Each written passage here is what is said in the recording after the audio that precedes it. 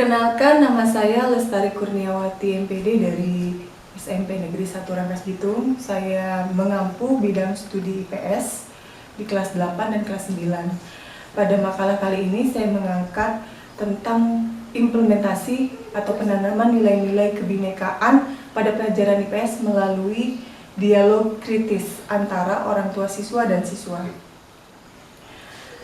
Adapun yang melatar belakangi artikel yang saya angkat mengenai implementasi nilai-nilai kebinekaan melalui metode dialog kritis antara orang tua dan siswa adalah memang inti kunci utama pendidikan mengenai kebinekaan itu harus bermula dari keluarga. Selama ini undang-undang yang diterapkan mengenai peran orang tua dalam pendidikan anak seolah-olah memberikan peluang kepada orang tua bahwa kalau anaknya sudah dititipkan di sekolah sudah selesai.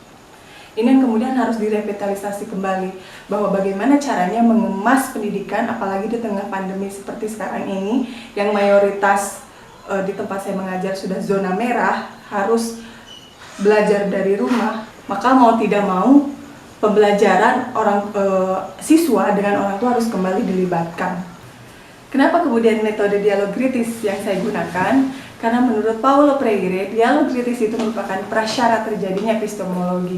Ilmu tidak akan berkembang tanpa adanya dialog. Begitupun dengan pengetahuan tentang kebinekaan. Tidak akan berkembang, tidak akan menjadi sesuatu yang bisa menyelesaikan masalah kalau masalah pluralisme ini terus dibungkam. Salah satu cara untuk memutusnya adalah adanya dialog. Dialog dimana yang dimulai dari rumah. Bagaimana pandangan orang tua dan anak terhadap perbedaan yang terjadi di sekitar lingkungan mereka. Yang kemudian saya kemas melalui project based learning antara orang tua dan siswa di rumah mengenai perbedaan ini. Implementasinya adalah bagaimana mereka bisa menarasikan kembali arti sebuah perbedaan. Pendekatan penelitian yang digunakan oleh penulis adalah pendekatan kualitatif dengan metode penelitian deskriptif kualitatif atau yang disebut sebagai narrative research, sedangkan metode pembelajarannya menggunakan project based learning. Kajian teori. Untuk kajian teori kali ini saya mengangkat dialog kritis milik Paulo Freire, terus konsep kebinekaan tentang internalisasi kebinekaan yang kemudian disatukan dalam internalisasi nilai dan kepribadian bangsa. Hasil penelitian yang saya peroleh adalah isu konflik yang mereka peroleh dari interview dengan orang tua tidak jauh dari sekitar lingkungan mereka sehari-hari, tapi juga ada beberapa yang sampai ke kasus Tanjung Priuk yang secara langsung dialami oleh orang tua mereka.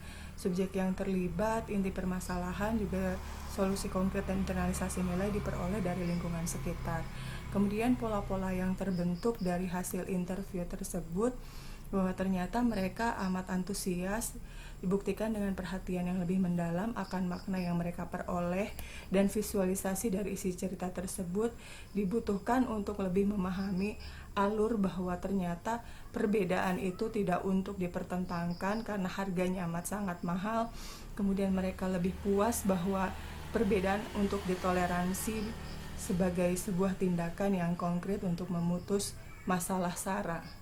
Kesimpulan dari hasil penelitian dapat disimpulkan bahwa ternyata mereka bisa memahami arti kebinekaan dari cerita-cerita yang mereka peroleh dengan dialog kritis dan selalu mempertanyakan apapun yang terjadi di sekitar tanpa terlebih dahulu menjudgment apa yang terjadi, tapi lebih memahami secara mendalam. Salah satunya dengan dialog. Dan ini semuanya bisa diperoleh adanya attention, visualization, need, dan action. Selama di lingkungan sekolah dan keluarga, mereka mendapatkan pandangan baru dan diharapkan menjadi sebuah paradigma ke depannya ketika mereka terjun di masyarakat. Demikianlah hasil penelitian yang saya sampaikan. Semoga bermanfaat, dan untuk lebih sempurnanya semoga ada penelitian lanjutan terkait internalisasi nilai-nilai kebinekaan. Wabillahi taufik wal hidayah. Wassalamualaikum warahmatullahi wabarakatuh.